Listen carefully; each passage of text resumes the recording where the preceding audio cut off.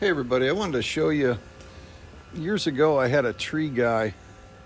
Actually, when I bought this place, it was back in 2010. I had some tree folks come in and prune the trees. There were a lot of oak trees on the property, but there were some vines and so on, and one of the fellas said when you get them growing up the tree, see if I can show you a little closer, but when you get them growing up the tree, eventually they'll choke the tree out. And I wish I would have listened, because what happened was I had English ivy start growing up that tree, and it was kind of pretty. And then it started dropping down off of the branches, and that was kind of pretty. And then it was kind of landing on the fence. It looked like a waterfall of ivy, and I kind of liked it. But then it started growing in between boards and lifting them up and causing some trouble. So what I did is I've come through and the ones hanging down, I've kind of whacked them off. But what he said to do with ivy and other vines, and I just did it with a machete. But as they come up the tree, you want to go around the tree, and I'm about chest high, doesn't really matter, but I've taken a machete, and you want to chop it and then come down a little bit more and chop it again. And you do that so that you can clearly see if it starts to grow back up again.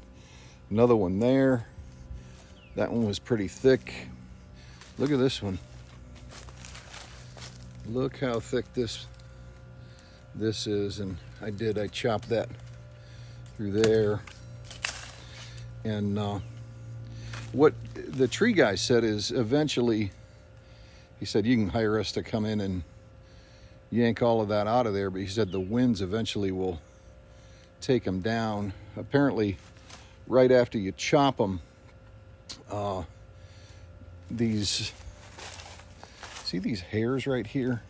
They are really embedded in the bark, and they hold on tight. So when you first chop them, it's almost impossible to yank them off of there. Not to mention they go all the way up the tree.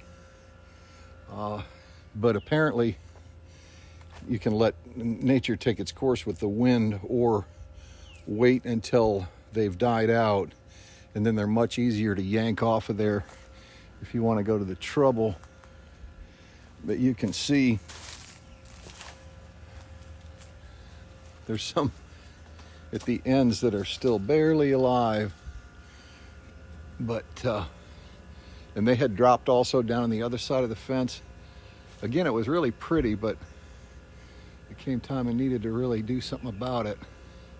But that's what you want to do. You want to go around the perimeter of the tree and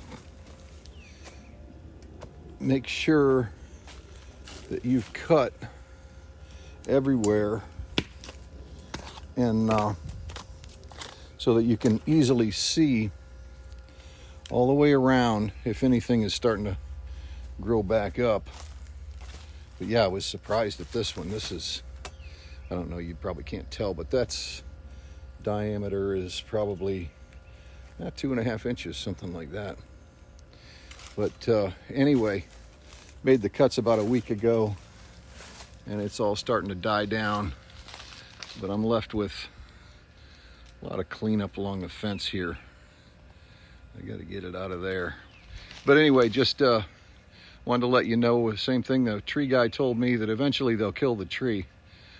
So beware. Thanks for watching.